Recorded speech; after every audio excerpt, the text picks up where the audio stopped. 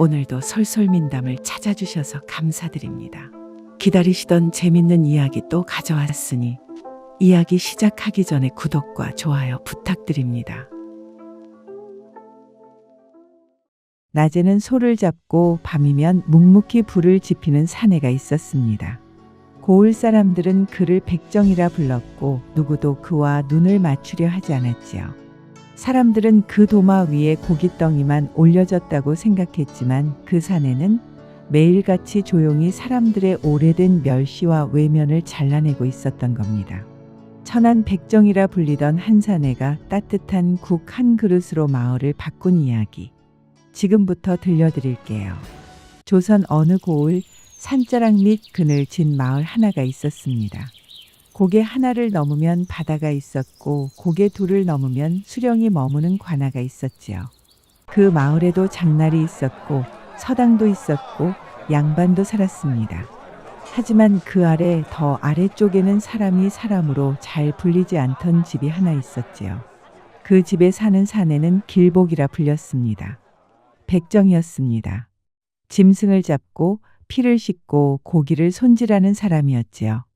길복은 해가 뜨기 전 항아리에 물을 떠다 도마를 적시고 칼을 숫돌에 갈았습니다. 핏물은 깨끗이 씻겨야 했고 고기는 결따라 정확히 잘라야 했습니다. 그게 하루의 시작이었지요. 마을 사람들은 그를 피했습니다. 그가 닿은 우물은 다시 물을 뽑았고 그가 지난 길은 닦아내기 바빴습니다.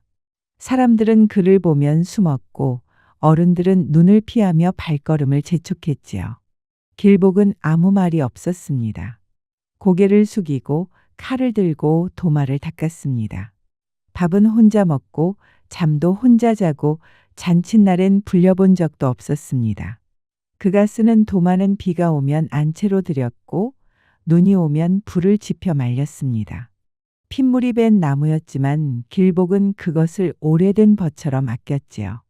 그러던 어느 여름 마을에 조용한 바람 하나가 불기 시작했습니다. 도마 위의 고기는 변함없었지만 사람들의 눈빛은 조금씩 바뀌기 시작했지요. 장터가 열리는 날이면 마을은 조금 일찍 숨을 쉬었습니다. 어물전 앞에 고무신들이 나란히 놓이고 솥뚜껑엔 김이 올랐고 사람들 목소리엔 기운이 돌았지요. 하지만 그 활기 속에 백정 길복의 움막은 언제나 조용했습니다. 그가 사는 자리는 장터 끄트머리, 냄새가 멀리 퍼지지 않도록 외진 골짜기 옆에 있었지요. 사람들은 그 앞을 돌아서 갔고 아이들은 돌멩이를 던지며 웃었습니다. 더럽다. 짐승 잡는 손. 길복은 대꾸하지 않았습니다. 그저 도마 위에 고기만 올려놓고 묵묵히 결따라 칼을 돌렸습니다. 장터에선 고기 냄새를 맡지 못하게 향나무 부싯개를 피워놓기도 했습니다. 고기 써는 손에서 전염병이 옵는다느니 소의 울음이 재수 없다는 말도 들렸지요. 길복은 장날마다 자리를 펴고 그날 잡은 고기를 말없이 내어놓았습니다. 말을 섞는 이도 눈을 마주치는 이도 드물었지요. 어느 날이었습니다. 동네 처녀 하나가 고개를 푹 숙인 채 길복 앞을 지나가다 그만 발이 걸려 넘어졌습니다. 치마폭에서 쌀자루가 흘러나오고 바닥에 쌀이 흩어졌지요. 길복은 천천히 몸을 굽혀 손으로 쌀알을 모아 담으려 했습니다. 하지만 처녀는 손등을 튕기며 말했습니다. 손대지 말거라. 짐승 만진 손으로 어딜 만지는 게냐. 그 말에 길복은 쌀알을 쥔 손을 멈췄습니다. 바닥에 떨어진 쌀을 그는 한 알도 다시 담지 않았습니다. 처녀는 허둥지둥 자루를 끌어안고 도망쳤고 주변에서 지켜보던 이들은 작게 웃거나 고개를 저으며 지나갔습니다. 그날 해가 질 무렵 길복은 아직 팔리지 않은 고깃덩이를 거두며 도마를 천으로 닦았습니다. 핏물은 빠졌지만 냄새는 배어 있었습니다. 그 냄새는 사람들 말처럼 더러운 것이 아니라 그의 삶 전체에 밴 것이었지요. 그는 작은 불씨를 피워놓고 혼자 앉아 묵은 수건으로 손을 씻었습니다. 하지만 아무리 문질러도 손등은 늘 거무죽죽했고 손톱 밑엔 피가 엉겨 있었습니다. 그 밤 장터는 북적였지만 그가 사는 움막 앞엔 개 한 마리조차 지나가지 않았습니다. 그렇게 그날도 길복은 아무 말 없이 도마 위에 누운 고깃덩이만 바라보다 불빛을 끈 채 어둠 속에 몸을 눕혔습니다. 그의 여름은 유난히도 더웠습니다. 해가 중천에 오르기도 전에 우물물은 미지근해졌고 고기 썰던 도마에서는 금세 파릿대가 맴돌았습니다. 길복은 평소처럼 소의 내장을 씻고 뼈를 정리하고 있었습니다. 바로 그때 마을 쪽에서 소란스러운 소리가 들려왔습니다. 이장집 큰아들이 숨을 못 쉰대. 밤새 열이 끓었다는군. 길복은 손을 멈췄습니다. 다듬던 칼끝이 도마를 긁었습니다. 마을 사람 몇몇이 이장댁 집을 향해 허둥지둥 뛰어가더니 잠시 후 덮개를 씌운 집술의 하나가 천천히 장터 길을 지나갔습니다. 그 위엔 말없이 손을 모은 어미와 고개를 푹 숙인 이장이 타고 있었습니다. 수레는 마을 어귀 넘어 산 아래 공동묘지 쪽으로 향했지요. 그날 저녁부터 마을은 조용해졌습니다. 문을 닫았고 시장도 열리지 않았습니다. 담벼락엔 검은 글씨로 출입금지가 쓰여 있었고 문고리마다 수치로 그린 부적이 흔들리고 있었지요. 길복은 아무 말 없이 칼을 갈았습니다. 그러나 그날 고기를 사러 온 이는 단 한 사람도 없었습니다. 그가 움막 앞에 앉아 도마를 닦고 있을 때였습니다. 장터 끝 골목에서 아이 울음소리가 들려왔습니다. 엄마, 일어나요, 엄마. 길복은 고개를 돌렸습니다. 멀지 않은 민가 앞에 8살쯤 되어 보이는 아이 하나가 문 앞에 앉아 울고 있었습니다. 그는 잠시 고민하듯 주먹을 쥐었다 폈다 했지만 결국 자리에서 일어나지도 않았습니다. 그저 도마를 한 번 더 닦았고 칼을 덮개에 넣었지요. 밤이 되자 그 집 앞에 쑥 연기와 향 냄새가 떠올랐습니다. 그 아이는 어디론가 사라지고 대문은 굳게 닫혀 있었지요.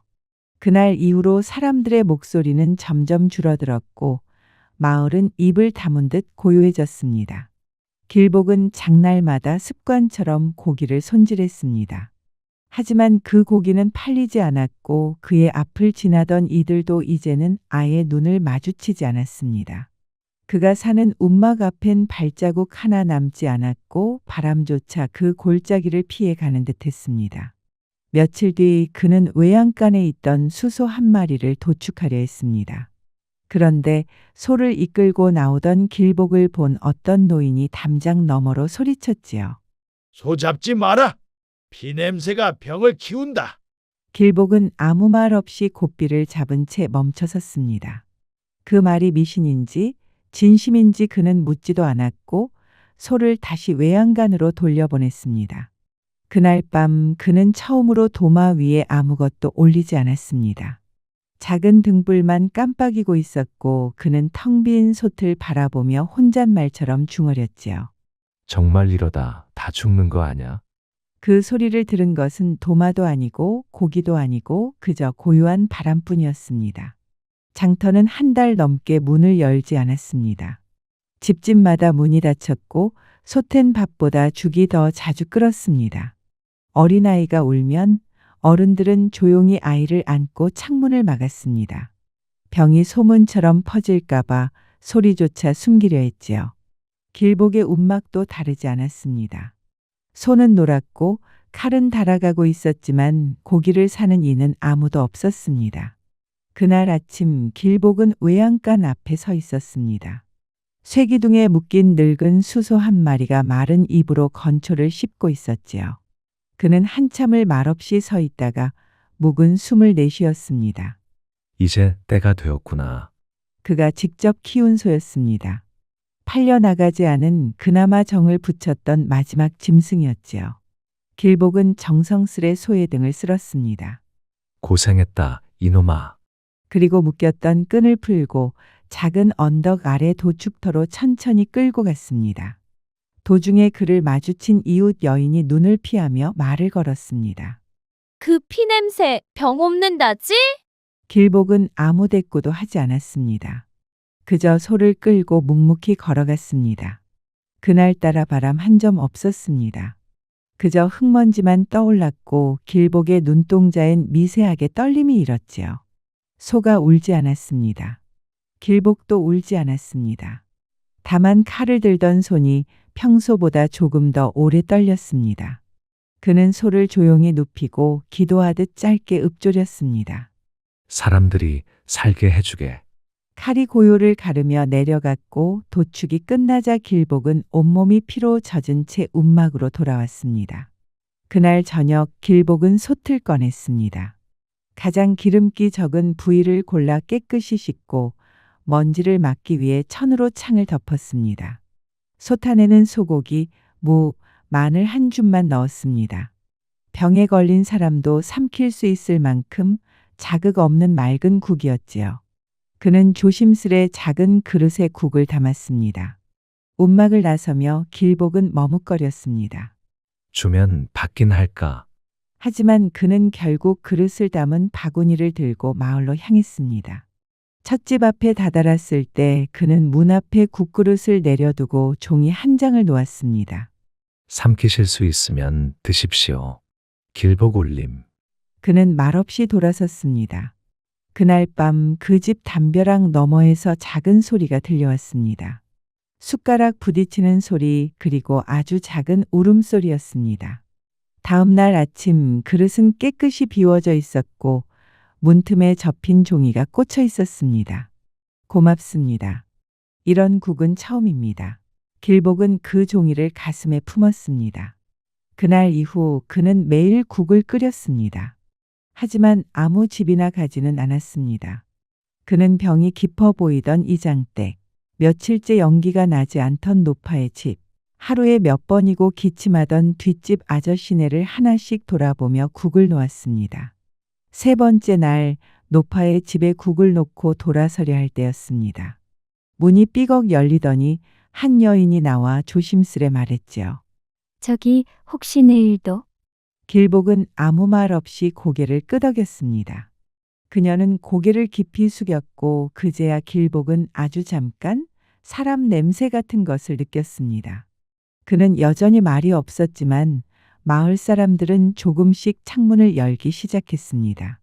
그 창밖으로 퍼지는 고기국 냄새에 그들은 백정의 손길이 닿았다는 사실보다 살아있다는 따뜻함을 먼저 느끼기 시작했지요. 그날 아침 길복은 여느 때처럼 일찍 일어났습니다. 그는 집불에 불씨를 지핀 뒤 어제보다 더 큰 솥을 꺼냈습니다. 고기와 무, 마늘을 넣고 천천히 끓어오르는 국을 바라보며 길복은 조용히 생각했지요. 오늘은 조금 더 담아야겠구나. 길복이 국을 들고 도착한 곳은 며칠 전 종이를 남겼던 그 집이었습니다. 그 집 앞에서는 뜻밖의 일이 벌어져 있었지요. 바로 옆집 아이가 그 문 앞에 놓인 그릇을 훔쳐보다 할머니에게 들켜버린 겁니다. 할머니는 아이를 나무라며 그러나 조심스레 문을 열었습니다. 그리고 길복을 향해 조심스러운 눈빛으로 인사했지요. 그 국 혹시 우리도 좀 받을 수 있을까요? 길복은 말없이 고개를 끄덕였습니다. 그날 저녁 그 집 앞엔 두 그릇이 놓였습니다. 그리고 다음 날 그 옆집에서도 조심스레 문이 열렸고 또 그 옆집에서도 문이 조금씩 아주 조금씩 열리기 시작했지요. 그 국이 정말 약이 된다더라. 기운이 좀 나는 것 같더라니까. 마을 사람들 사이에서 수군거림이 시작됐습니다. 하지만 누구도 길복에게 말을 먼저 걸진 않았습니다. 처음엔 국을 들여다보다 문을 닫는 집도 있었지만 어느 순간부터는 비워진 그릇이 조용히 문 옆에 다시 놓이기 시작했습니다. 말은 없었지만 그들의 수저는 이미 마음을 열고 있었던 셈이었지요. 그러던 어느 날 장씨네 집에서 일이 벌어졌습니다. 장씨 아들은 며칠째 열병을 앓고 있었고 집안엔 연기가 오르지 않았습니다. 길복은 그날도 국을 담아 장씨네 문 앞에 놓았습니다. 그날 밤 장씨 아들이 깨어나 작게 중얼거렸다는 이야기가 다음 날 새벽 장터로 퍼졌습니다. 병보다 더 깊었던 사람들 마음에 작은 불씨를 피우게 되었지요. 이튿날 아침 길복이 움막을 나섰을 때 세 사람이 그의 문 앞에 서 있었습니다. 그는 잠시 멈춰 섰습니다. 그리고 그들을 바라보다 조용히 고개를 끄덕였지요. 그날 이후 길복은 국을 끓이기 시작하면 문을 열어두었습니다. 사람들이 직접 그 국을 가지러 오기 시작한 겁니다. 한 그릇, 두 그릇, 누구는 말없이 가져갔고 누구는 조심스레 감사합니다. 를 남기고 갔습니다. 그 작은 줄이 하루 이틀 지나며 장터 어귀까지 이어졌지요. 말 수 없던 길복의 움막 앞에 사람의 기척이 생겼고 그의 솥에서 피어오른 국물 냄새는 더 이상 피 냄새가 아닌 생명의 냄새가 되어 마을에 퍼져갔습니다. 그날도 길복은 새벽부터 불을 피웠습니다. 전날보다 더 많은 고기와 물을 준비했고 솥은 어느새 뽀얗게 끓기 시작했지요. 그가 움막 앞에 솥을 내어놓자 마을 사람들이 하나둘 모여들었습니다. 처음엔 말이 없던 사람들 사이에 작은 인사들이 오가기 시작했습니다. 길복이 솥에서 나는 국물 냄새만 맡아도 속이 풀리는구먼. 어제 먹고 밤새 기운이 좀 돌아왔어. 어제까지는 조용히 그릇만 들고 가던 이들이 오늘은 눈을 마주치며 고개를 숙였습니다. 어떤 이는 길복의 손에 작은 감자 몇 알을 주고 가기도 했지요. 길복은 그것이 처음 받아본 고마움이라는 걸 알았습니다. 그날 저녁 마을 회관 앞에 사람들이 모였습니다. 이장은 마을 사람들을 바라보다가 조심스레 말문을 열었지요. 이 어려운 시국에 길복이 아니었으면 어찌 됐을지 모르겠어. 모두 조용히 고개를 끄덕였고 한 어르신이 일어나 말했습니다. 백정이라 해서 사람 마음까지 전한 건 아니지 않소. 이제는 그 도마 위 고깃덩이 말고 그 마음을 봐야 하지 않겠어. 그 말이 끝나고도 회관 안은 한동안 조용했습니다. 아무도 말은 없었지만 그날 저녁 마을 사람들은 각자의 집으로 돌아가는 길에 문득 길복의 도마를 떠올렸습니다. 매일같이 피와 땀이 묻던 그 도마 위에 무언가 다른 것이 남아있다는 생각이 들었지요. 며칠 뒤 길복이 평소처럼 국을 끓이고 있을 때였습니다. 마을 이장이 직접 움막으로 찾아왔지요. 그는 길복 앞에 조용히 앉아 말했습니다. 길복이 마을 쪽에서 빈 땅 하나 내어주려 하오. 마을 사람들을 위한 국밥집을 해주는 것이 어떻겠어? 길복은 잠시 말이 없었습니다. 두 손에 고기 국물이 묻은 채 조심스레 손을 닦고는 고개를 들었지요. 그런 자리는 제겐 어울리지 않습니다. 저는 그저 짐승이나 잡는 동물만도 못한 백정입니다. 그 순간 누군가 마당 안으로 들어섰습니다. 허나 난 그렇게 생각하지 않네. 익숙한 목소리. 바로 고을 사또였습니다. 그는 길복을 보며 천천히 말을 이었습니다. 길복, 자네가 백정이라는 이유로 업신여김을 받아온 세월을 나도 모른 채 해왔지. 허나 이번 일로 내가 배운 게 있네. 사또는 조용히 한 장의 문서를 꺼내 들었습니다. 이건 관에서 내려온 허가문이야.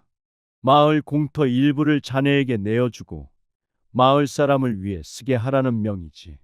길복은 말없이 무릎을 꿇었습니다. 눈가가 붉어졌지요. 사또는 그를 조용히 일으켜 세우며 말했습니다. 앞으론 그 도마 위에서 사람의 마음을 썰지 말게나.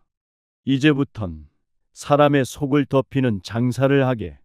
그날 이후 마을 어귀에서는 맛있는 고깃국 냄새가 퍼지기 시작했습니다. 그 앞엔 매일같이 줄이 늘어섰고 누구는 국을 먹고 병을 이겼다고 말했고 누구는 그 냄새만으로도 힘이 났다고 했지요. 사람들은 여전히 그를 백정이라 불렀지만 그 말 속엔 더 이상 멸시가 없었습니다.